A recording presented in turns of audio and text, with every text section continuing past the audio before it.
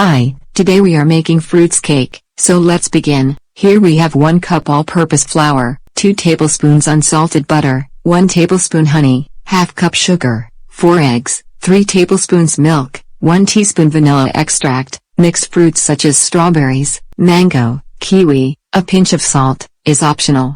Let's make fluffy sponge cake. Add eggs, sugar, a pinch of salt, then stir. Add vanilla extract and honey. Continue stirring.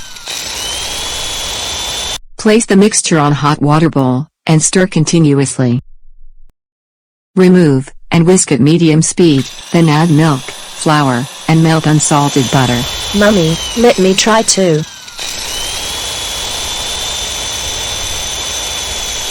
First, preheat the oven to 330 degrees Fahrenheit or 170 degrees Celsius. Pour the flour mixture on a baking pan, and bake at 320 degrees Fahrenheit or 160 degrees Celsius for 40 minutes. While the cake is baking, let's slice the fruits.